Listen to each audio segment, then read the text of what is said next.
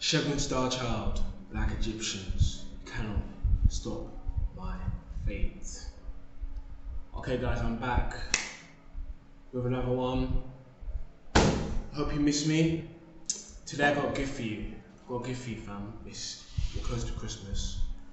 I know we're conscious out here, we don't really believe in the whole Christmas thing, but we're close to Christmas, so I've been meaning to give to you this for a while, but I thought, look, let me just finally do this, okay?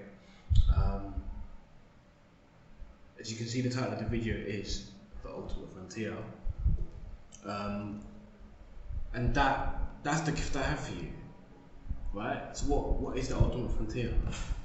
The Ultimate Frontier, along with the name of the video, is also the name of the book, Exhibit A. I'm trying to get the camera straight. This family is the gift, the Ultimate Frontier. So today I'm going to be discussing the book. I'm going to be reviewing it. It's a book review, but I'm going to be going into what the book is, what it says, and you're going to love it. That's my gift to you guys. So I hope you like it. Let's crack on.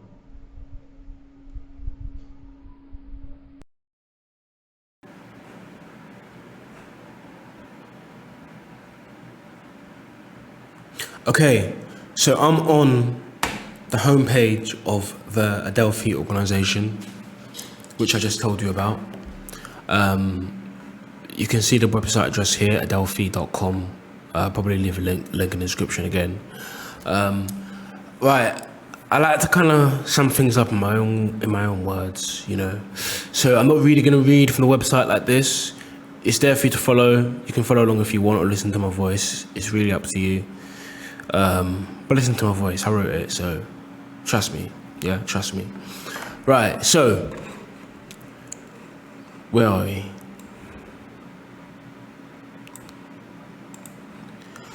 The Adelphi organization is an educational organization, right? Their aim is to create a more loving and humane civilization and help develop the fullest human potential. Their founder, Richard Kieninga, wrote The Ultimate Frontier. I love doing that. Which outlines the principles of an optimum way of life and established a community in Adelphi, Texas, where members can practice these principles. The book was written for the purpose of presenting truth to those who are searching for more than their current philosophy provides. It acts as a guide to help people freely explore reality while steering clear of the interferences of dogmas, gurus, priests, or political rulers. So the unique selling point of this book is it's written in a natural story-like manner, but not like a novel, more of a personal account, but in the third person. Richard, who writes under the pen name Eklau Kuroshana, meets someone called Dr. White. This Dr. White is an adept, a highly spiritual being that is part of an ancient mystic organization called the Brotherhoods, a team of scientists, philosophers, with the purpose of helping man advance into a higher level of spirituality. So Dr. White tells Richard a lot of stories and truths in ancient and modern history, which I'll go into in just a second. And it's basically guiding Richard to set up his own community, where people are guided by this higher knowledge. So it's an open discussion of the ancient brotherhoods and their far-reaching influence in the civilizing of mankind. So it's a sit-down with a guru type of book, but it's written in a way that's very natural. So there's many spiritual truths and guidance for everyone. You can take your pick. They talk about Lemuria, Atlantis, Egypt, establishing a healthy work-life balance. There's some practical stuff in there, relationships, Jesus, quantum physics, spirituality, business, all in a way that's exciting. After reading the book and the things I've learned, I don't doubt that this Dr. White character is a spiritual master. I think he is, right? I'm able to discern truth. I've been exposed to the truth, and I can feel if something gravitates with my spirit and the universe itself. It's not spookism, it's just sound right reasoning. It's a skill. And even the Ultimate Frontier says that those who've been exposed to higher knowledge, esoteric knowledge in past lifetimes, have a propensity and appreciation for it again in this life. And the funny thing is, I was actually told to read the book by my own spiritual master, Dr. York. So it's real, recognized real.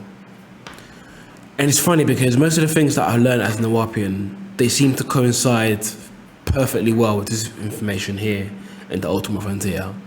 So that means the brotherhoods are connected. It doesn't matter what religion or race of people you go to, truth is truth. There's a certain divinity about this book. It touched my soul. I'm going to keep it a buck. It really is soul food, but it's not for everyone. The funny thing is, on the front of the book is written a call to the builders. It's written for a certain echelon of people family. So what is the Ultimate Frontier? I'm going to go to a site, a particular web page. I want you to actually follow this. It'll be good for you to follow. So let me try and find that for you now. So I'm going back to the home page. Then I'm going to go to our philosophy, and then the Great Plan.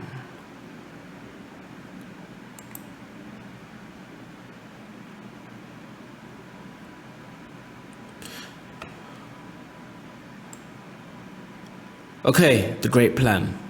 So the whole idea, I'm gonna cut to the chase because I don't want to be here too long, and I'm sure you don't either.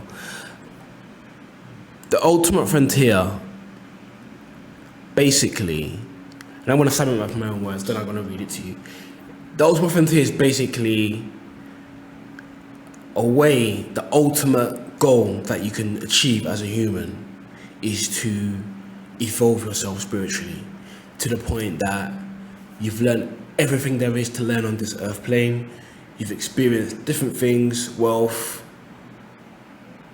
family, death, even disability for some people, living in different countries.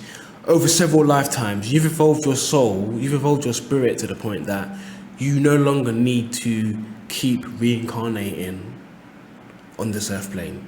You can evolve to a higher level and just keep going on that level. Reincarnation, the earthly bodies that we inhabit, it's really a lesser mystery. It's a prison planet, right? So there are adepts and masters out there. As you can see, you've heard stories about the Bible, Enoch walking with God. There are certain people out there who have evolved to the point that they no longer need to come to the earth to experience these things, these experiences. They can keep on learning on a higher level. So it's like in the UK you have primary school, high school, then college or uni, right? So it's like once you reach that higher education of 18, you can do your undergrad, you can do your masters, you can do a PhD, but it's all higher education. You don't get to that unless you've passed your A-levels or your BTEC. You understand? That's just a basic way of putting it, right? That basically is the Ultimate Frontier. I hope you got that. But let me now go through and read how it says it in the book, because that might do a lot for you as well. So I've actually written down a lot of things, so I'm just going to relay it to you and read it exactly from the book as it is, because I like to do that, right? Because I like to put things in perspective and give it to you from the source. That's what I like to do. So an individual's main purpose is to gain the experience he needs to evolve himself egoically. Here's your ego, your spirit. The very meaning of our presence here on earth is ultimate advancement to the pinnacle of existence, to be one with God, right? So when a person by means of intellect has advanced himself to the extent that he's fully developed his mental body, he has then also achieved freedom from rebirth. Forever after, he is immortal, meaning they don't need to occupy a physical body and can enjoy continuity of learning upon higher planes without interruptions and rebirth. So you can see, did a pretty good job, right? Our task is to learn everything there is to be known about the lowest 4 planes of existence. When you evolve mental ability and perceive higher planes of existence while in physical, he has mastered physical plane, so he doesn't need physical body and suffer limitations of being earthbound. An adept is someone who has freedom of reincarnation of a spiritual master. So to put that into context, the book says there's 12 degrees of advancement, right? 12 degrees of levels, 12 levels of advancement. The 12th, the highest, is mastership. After the 7th degree, you become an adept and don't need the physical plane. So it says that Buddha and Jesus were actually 11th degree. So they were like 11th degree black belts. I'm not sure if Buddha was on the same level as Jesus. It's a bit of a...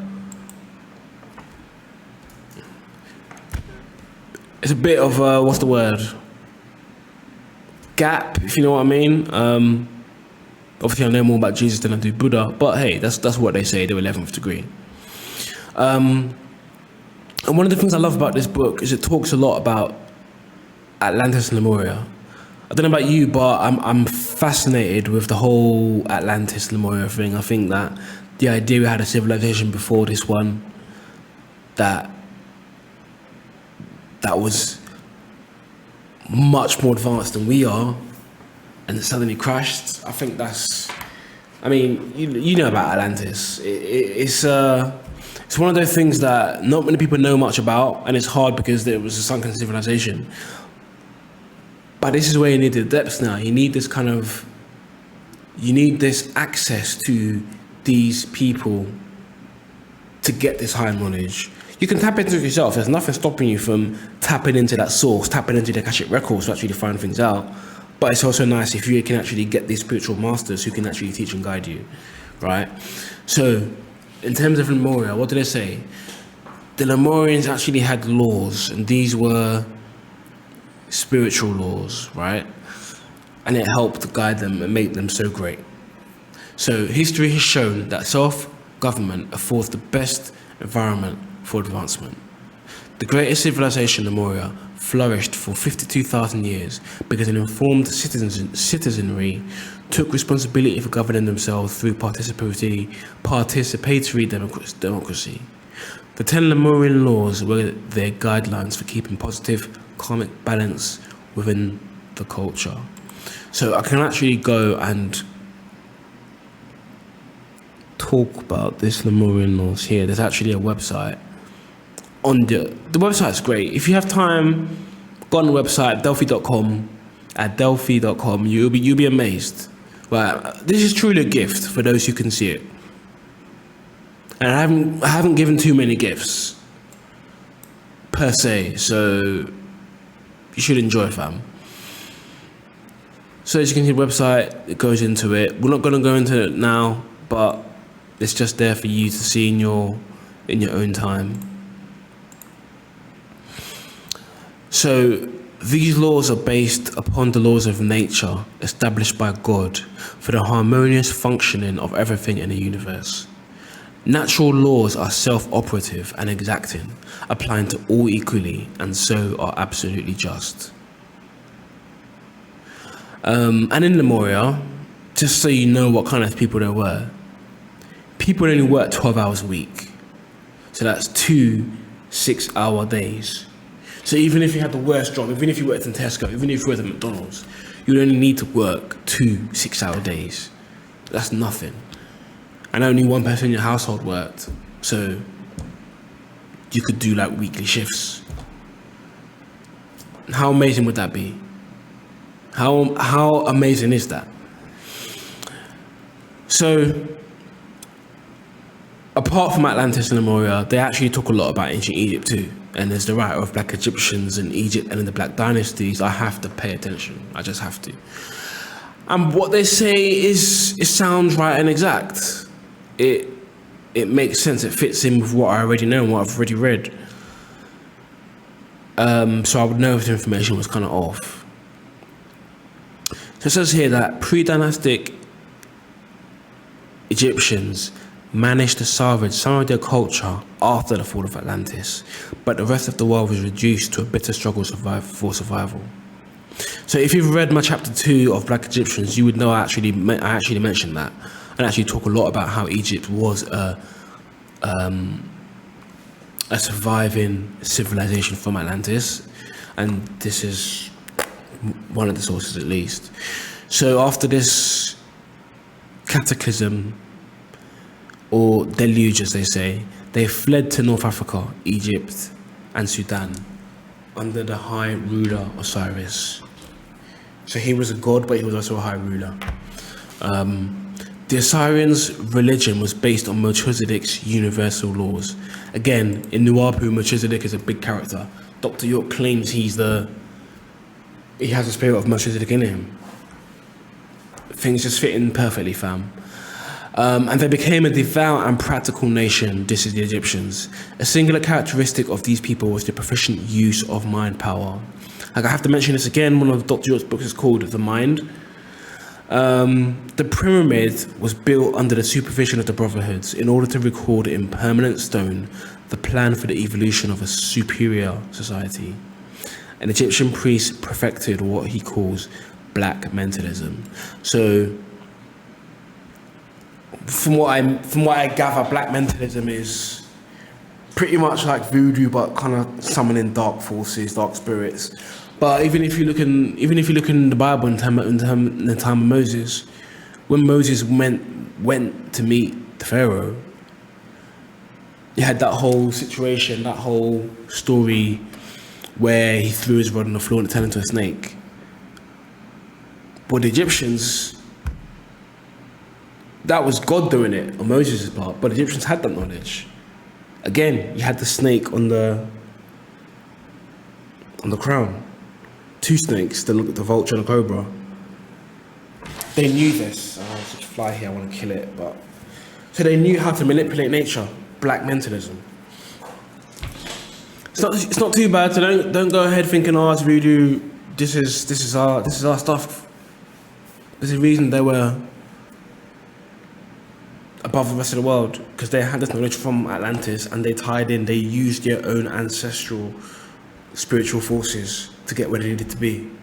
So when I mention black mentalism, don't think it's bad, because if you can use something that is in your genes and your DNA and you can manipulate nature, why not? Doesn't mean everything you do has to be evil. But when you think about Egypt, they did have this superior knowledge. Now here's an interesting fact. It says that Egypt was the third greatest civilization on the whole in the history of the whole planet, after Lemuria and Atlantis, specifically pre-dynastic Egyptian culture, known as Osiris, which was greatly different from the records that we are able to find of the various dynasties. Then followed by India at the time of Rama. Then surprisingly enough, they say that USA is the fifth greatest civilization in the history of the earth. They even said, and I quote, that the Brotherhoods were quietly involved in establishing the United States as a stepping stone to a greater nation, while also forming it as a nation where freedom and self-responsibility would allow men and women to better explore and discover truth. So in this Lemurian philosophy, one of the rules is that no one should own or control natural resources. Big. If you think about the world now, governments, corporations owning stuff, owning resources, it's not working out for everyone, is it? Why should governments have a monopoly on it? At the end of the day, it belongs to the earth. It belongs to the earth, so everyone on the earth is entitled to a certain portion of that. Point blank, simple, right? And the part I read to you just now about the Lemurians only working 2 6-hour days a week, it says here in the book that the only real purpose of a civilization should be to promote the development of advanced egos. So when you think about this whole work to live, humans are we're the only creatures on the planet that work to live. Like, you have to work to live. Animals can just go around eating. Yes, we're not animals, but essentially the civilization should be geared towards our spirituality, and it's not, because if you even think about the whole taxi situation, yes, you might work, but you didn't even get to keep the money, because in a year period, a quarter of your taxes go to the government. So what are you actually working for? You're working to pay the bills, keep up with the Joneses. You never really have a way to keep up with spirituality. It's only the real high earners who can afford to take 6-month breaks, or the real business owners who actually have that time for spirituality day in, day out, and can reach those high levels. Not always, but in a way, if you come from Africa now, or you're from India, or wherever you're from, you don't have to necessarily be rich to be spiritual. So that's not what I'm saying. Rich people can afford that time and money to actually reach high levels of spirituality, but also a poor man in Africa or India, for example, who's tapped into his ancestral lineage, can also achieve these goals, right? So that's what I'm saying.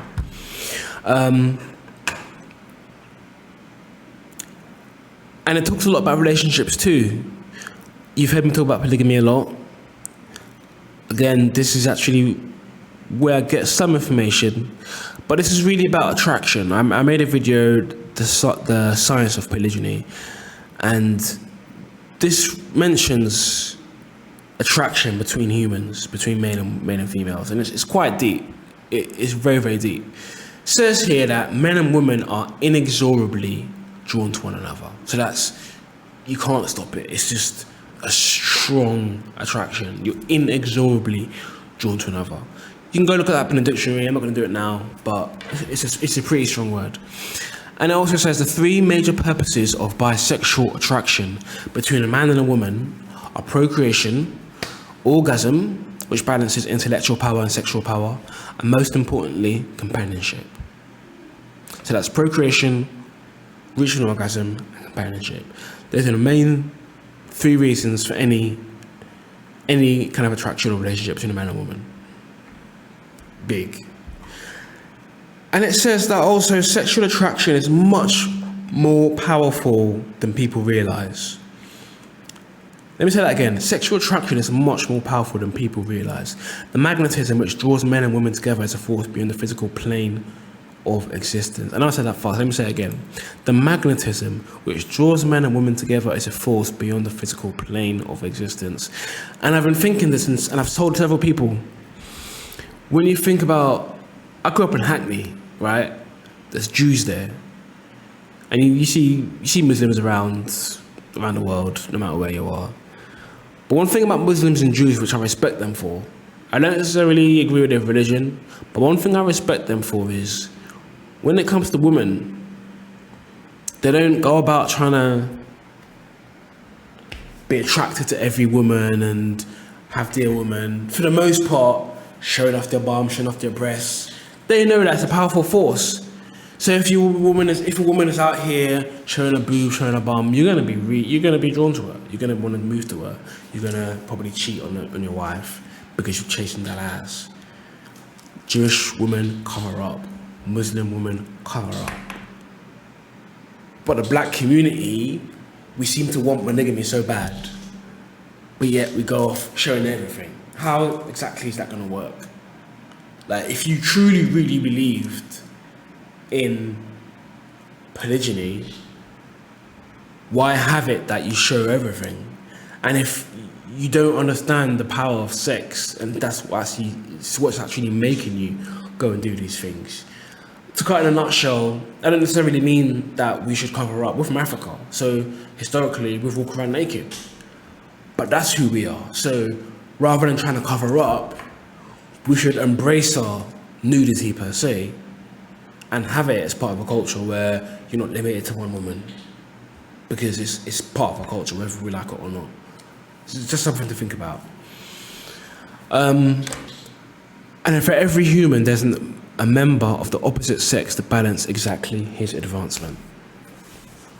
That's nice. It's nice to know that, like, you might be struggling in relationships, you might feel like there's no one out there for you, but it says here, like, look, for every human, there's a member of the opposite sex that balance exactly your advancement.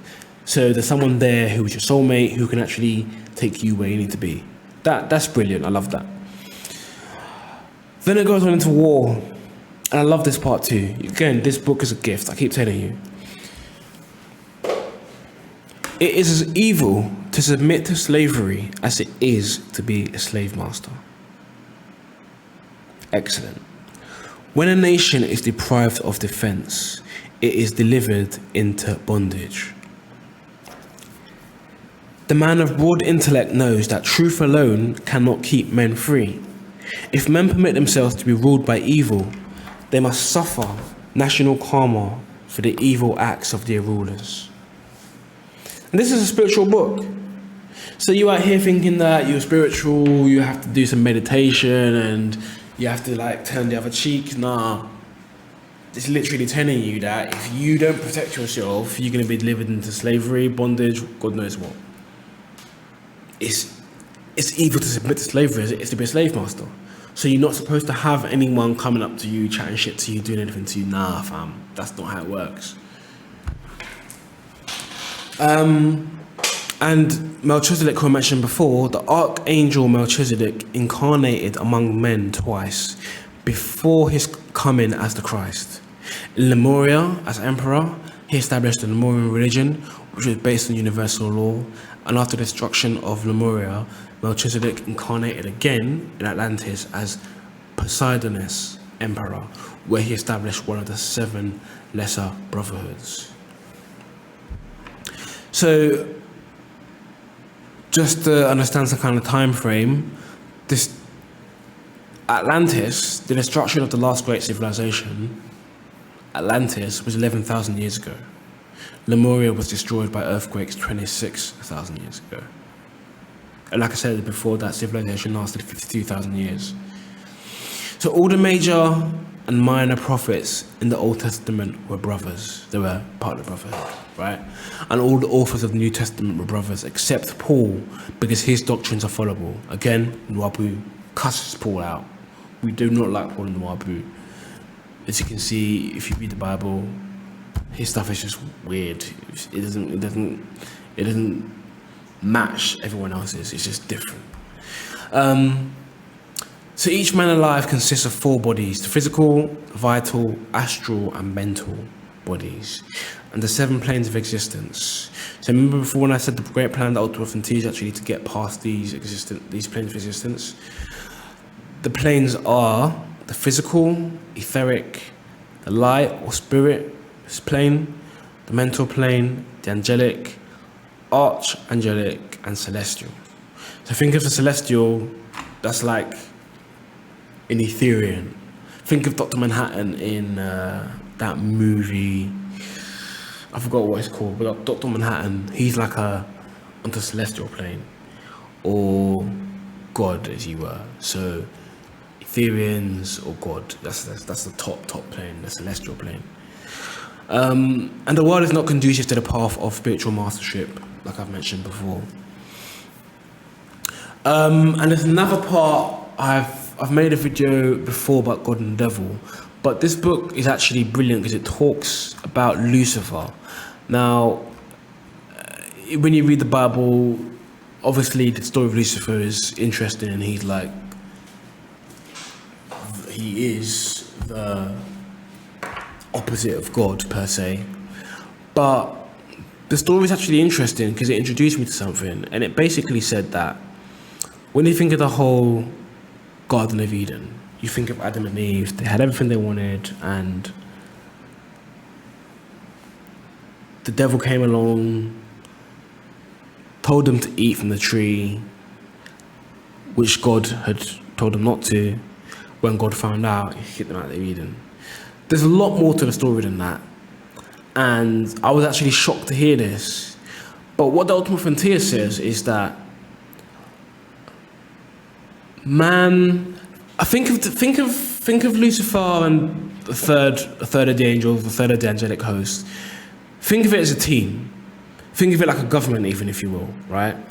We're basically taught from the Ultimate Frontier that Lucifer and his people, a third of the angelic hosts, they didn't like the fact that Adam and Eve were just chilling. They thought that, listen, these people are going to waste their time.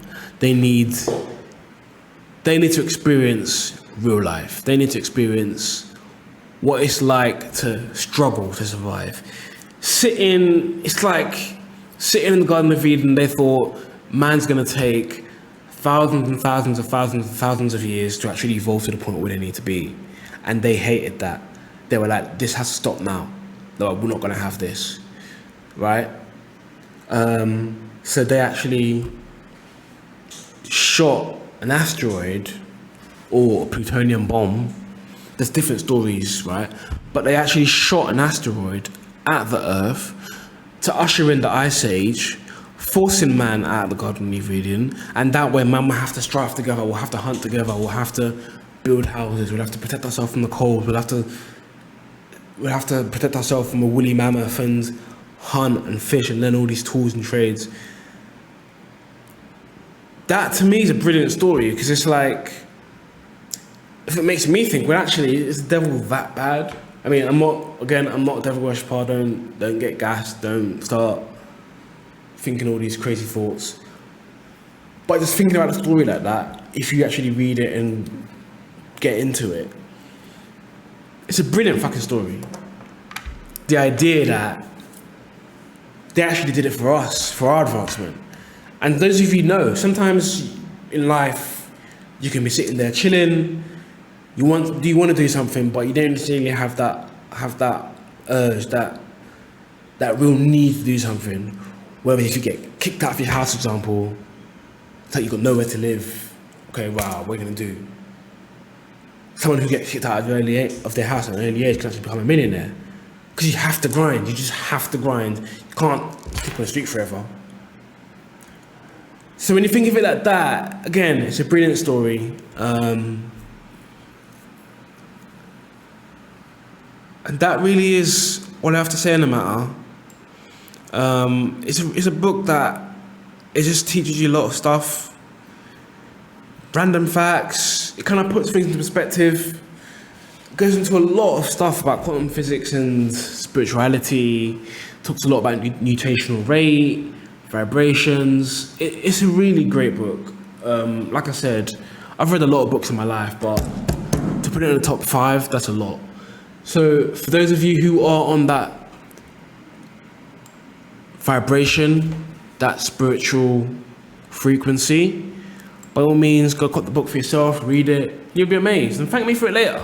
If you read that book and it touched you, send me a message and let me know how much you like it, because I'm doing this for you guys, right?